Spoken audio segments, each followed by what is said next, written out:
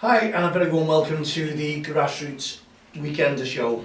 I'm Mal Lee, your host for this evening's show. As you can see, we have no young commentators, no guests on. I'm awful sorry, but we've had one tough weekend of grassroots football. I've enjoyed every minute of it.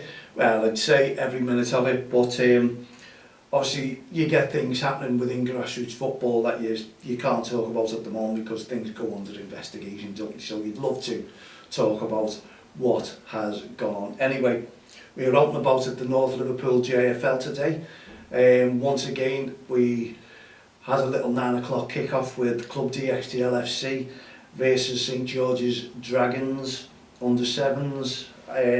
Should I say Lions, not Dragons.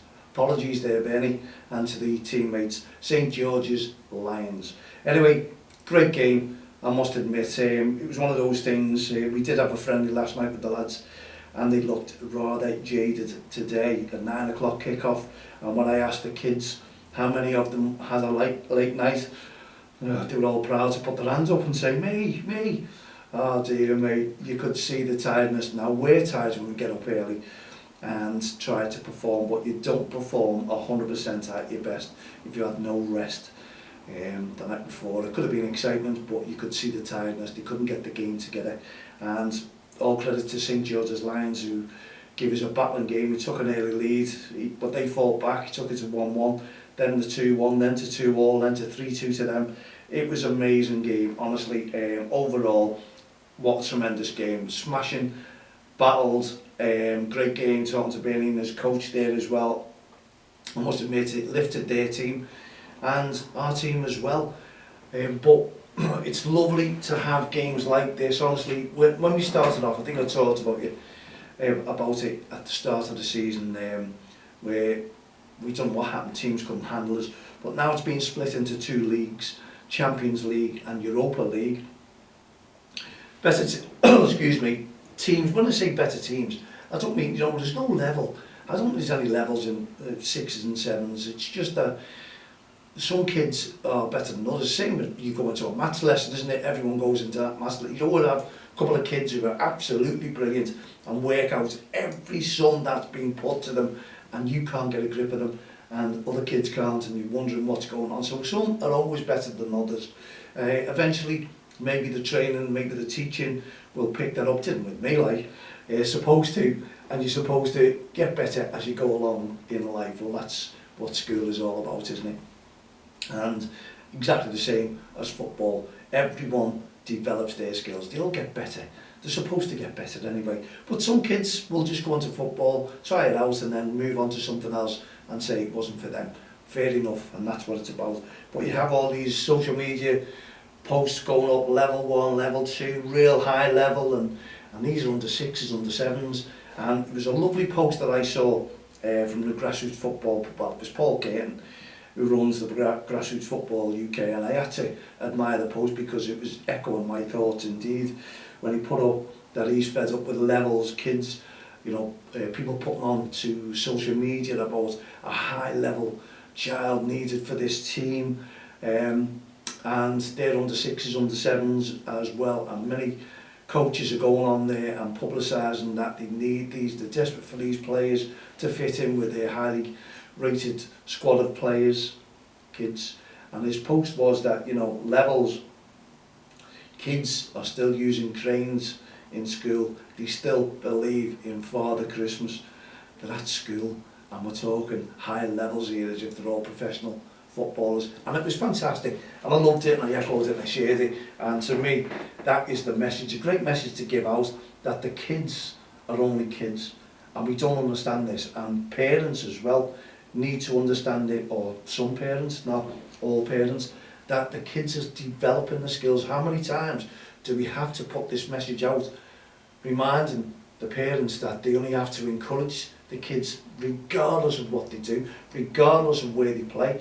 Is the positions in the 7s, under 6s? No, the kids will play. You just put them somewhere and let them roam around, let them have a go, swap the goal if you want to. That's how they will develop their skills. And as they get older, into the 11-a-side games, that's when you can start saying about positions. That's when the kids will start growing up and start thinking about the game, looking for offsides. It gets complicated then, and that's when the coaches can do their little bit as well. But not kids under 6, 7, 8, 9s and 10s. No, they need to develop their skills in their own little way. You will see some kids better than others. It's not a level. I don't think it's a level. That these are level 1. I don't know where all these levels come from, but it never used to be. Going back in my days, it really didn't. Kids were just good, and kids were, God, they're going to get signed for Liverpool, Everton, Man United then. They're good enough. And that's the way grassroots football was then. They got every facility that they wish of now, but they're probably all spoiled, the kids now, for what they've got. But let's just let the kids play and enjoy the game of football. There's no need to dictate to coaches to shout and scream, put them in a position, hold your breath. There really isn't, and you know, even our codes of conduct that we have for don't cross the line, many clubs, many teams out there have their own codes of conduct.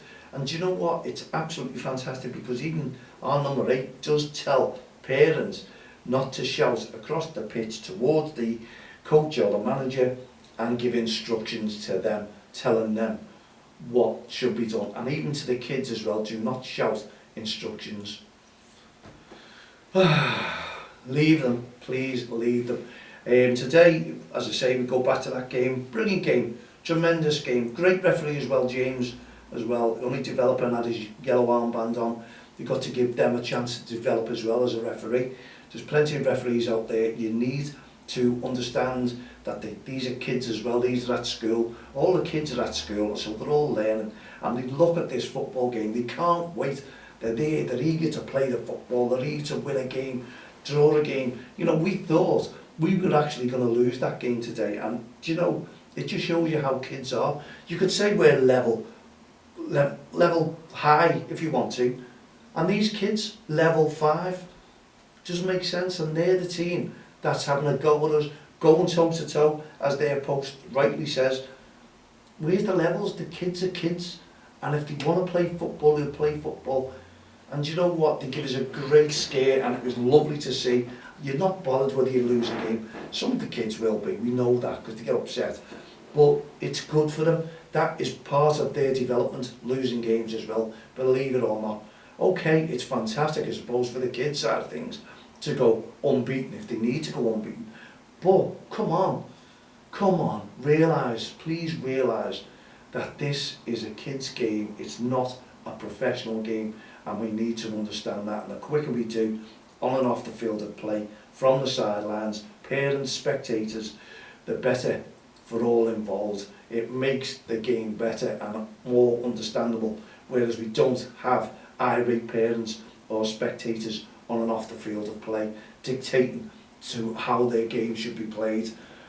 They want to take over the referee, they want to take over the coach's position, albeit let them do it. Go and do the courses, go and get your levels, go and, honestly, then you can do it. Get you cleared from safeguard and DBSs. Honestly, it makes a massive difference. And this is the problem that we do have in grassroots football. We did mention this last night. It is a society problem. We know what is going on, but this year, for some reason, seems to be worse than other years. We're picking it up everywhere. Just before COVID, we had that was unreal. We know that, but kids just want to have fun. And we'll go back to that song, can't we? I think that was Cyndi Lauper, wasn't it? Anyway, I think that was girls just want to have fun. But why can't we change the words now to kids just want to have fun? That's the way we should do it. Remember that before you get dressed and go out to watch the children playing some football and enjoying themselves. We need the kids to start smiling. We need the kids to start. We have them laughing and joking on the touchlines. That's what we try and do. When they come off as a substitution, keep them going. Ask them what they've been doing, where they are. Keep their eye on the game. Tell them where they've got to play in a position, what to do, where to go. It's great. It's a one-to-one. And the kids are listening and talking back, and I think that's brilliant. They're in conversation. They're building a trust up with the coach, with the manager. They're all fantastic. They are. And the kids, honestly, they did go on to win. But yeah, what a game. And we really, really enjoyed it. And all the parents there praised all the kids yet again. as I say, they did have a tough game last night, and that was a tremendous game. They all performed, whether it's just that early kick-off, we talked about this before, 9 AM, are the kids still half asleep? They go, oh, shouldn't have got out of bed. It's what happens, sleep takes over, and it did on the football pitch. And we did have an injury, and Charlie, who's a little cracking player as well, he couldn't be there with us. He's got an injured foot. We don't know how long he's going to be out, but Charlie, you've got to get well soon. All the lads are missing you, we're missing you, and we're missing that banter on the sidelines as well when we have a chat, aren't we? Part of the team, and you do miss the kids when they get injured or they're sick. And they've all had that this year, not just my team, in every team. But I think a lot of coaches out there, managers, will echo the words that I'm saying and will understand where I'm coming from, especially with regarding to the parents towards the coaches, to the parents towards the referees. They will know they need to be left alone to work with the kids, to make them better players, to develop their skills and also develop their attitudes, because the kids are our future. They really are. And that is what we need to instill in them, good behaviour and good attitudes on and off the field of play. And you can do your little bit then. And you know what, that's the way I used to do it many, many years ago with the kids, and they're all still calling me gaffer now, and they've got their own kids. Brilliant kids, honest to God. They're all grown up, they've got their own kids playing football, and I still get called gaffer off them. It's fantastic, absolutely fantastic. So you know you've done something right with those kids for them to remember you and carry on REFspect and respect with their children as well. And they all like to introduce their kids to me, say he used to be my coach, and they're all interested looking up. So that's what we need to do, portray a great message to the kids when we get them out there on and off the field of play. And thank you very, very much to the North Liverpool JFL committee today, doing a fantastic job. And we've got Connor, who's there turning up refereeing as well, and he was out and about in his committee uniform, as well as Bob. They were brilliant. Julie, Rachel, doing a great work behind the scenes, making getting all the team cards in, making sure that all the teams have got the referees. Okay, one or two may not turn up. What you do, you can't. You know, it's like the kids we've just been talking about, they're not well or they've got something on and they can't turn up. What can you do? And unfortunately, sometimes the managers have to play or take over that spot, and the kids believe that they're their managers doing a refereeing game, they're going to get all the decisions. Well, it doesn't work like that. Even the managers sometimes have to be impartial. Are they really? Well, that's for you, the coaches and the managers, to tell me. Anyway, I've done it myself, and it is tough.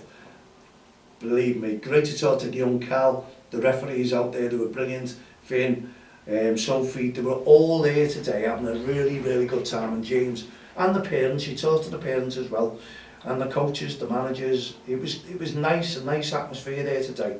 Really was nice. And that's, you know, on behalf of the committee, we're on our sidelines as well. And to be honest, the committees, the message is now, the committee support every decision that we make within our club, and we want to return that favour as well and support every decision that is made by the committees as well. You know, the North Liverpool JFL is a cracking league. We're enjoying it immensely, and hopefully we're going to be going back into that league. Today we'll talk to the kids, we'll talk, because the teams are getting better, teams are coming to want to players, and that is good, that is great, and you can see the development. And I talked to the teams that we were really beating, and they're now winning games. It's gone to the Europa, it's great.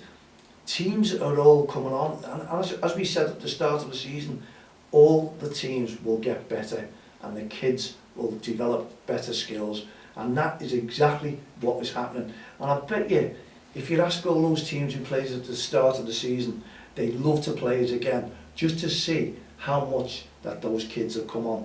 And that does work, honestly, and our kids will play anyone. We've got a really, really tough game tomorrow as well.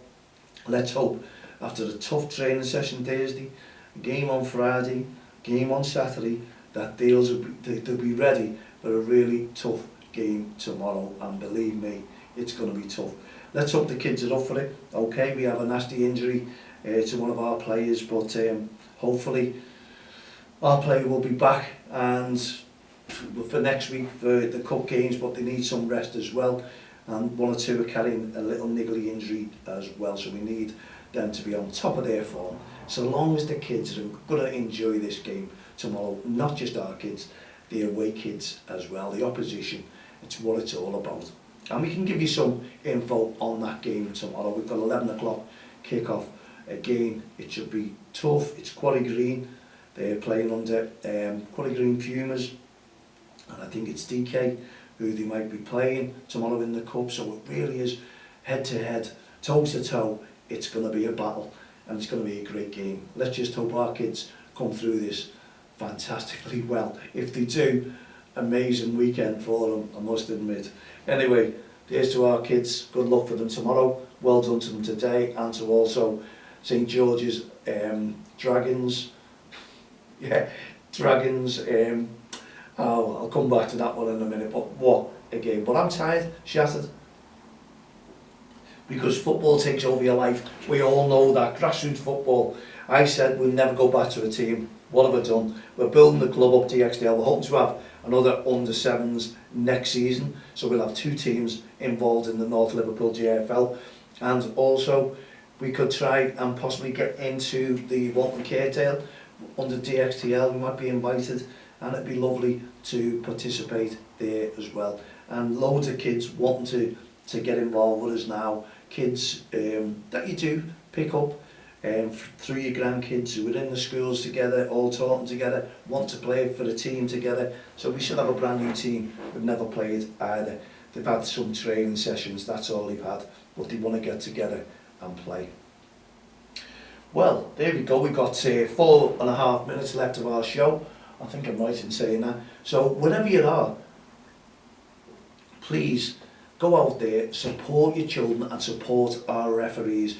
We're into our 20th anniversary with Don't Cross the Line, and the amount of people that we talk to from the sidelines and trying to explain to them that this is just a game for the kids to enjoy, and we've got to take a back seat and lead them to it. You know, we do get the message across, and I can bring people into this studio who turn around and say and tell you that they have really changed.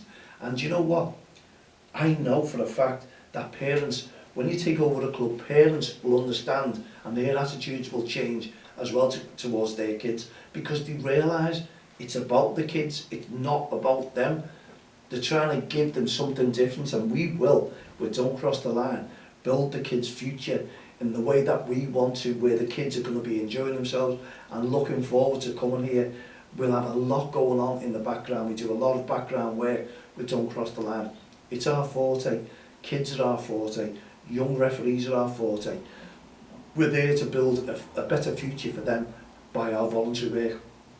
It's as simple as that. And parents, honestly, if you don't like the way that we do the work, the way that we try to encourage the kids to play football, to encourage the parents to respect the kids, to respect the referees, then obviously you can take your child and you can go to another club that does not adhere to those sorts of rules and regulations set by leagues, set by clubs, and set by your local governing bodies, your football governing bodies. If they don't like them, find a club that will not abide by those rules. I think you'll find it very, very hard indeed to do this.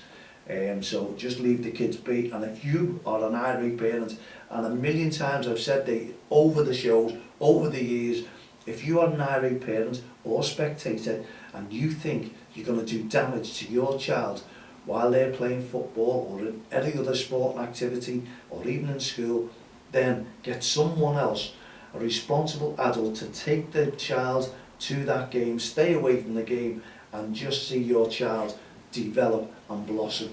Honestly, it will work, because there is parents out there who can't control themselves, especially when they go out to football tournaments, go out to football leagues, go out to activities that involves their child. They always want their child to do the best, and they're outspoken, too outspoken, that sometimes it will ruin their child for even attempting or even involving themselves to make them the best, because we're overpowering the children on and off the field of play. Let's finish that. Let's get out there. Let's start supporting the kids. Let's make sure the kids are enjoying themselves, win, lose or draw, whatever tournament they go in, whatever sport and activity they go in. Stand by them, encourage them. That's key, encouragement. That's what you need to remember. Please, REFspect. No ref, no game. and do not cross the line. Don't cross the line. That is just our message for this weekend and especially for tomorrow. Okay, with all this talk again, I've gone over the show as we normally do, but it's grassroots football. Good luck to all the Premier League teams, your teams. We've got a derby that's coming up on Monday evening, so we'll have a little chat about that tomorrow's show. In the meantime, put your feet up, relax, and when you're out and about at grassroots football, please respect the referee and also your coaches. Leave them to do their job on and off the field of play. Just let the kids play, let the referees officiate, and let your coaches do their job, what they know best, and coach your kids and make them better players for the future. From myself, Madeline, and all the team here at the Grassroots Show, don't cross the line. REFspect programme, no ref, no game. We'll see you tomorrow at PM time. Good night, God bless.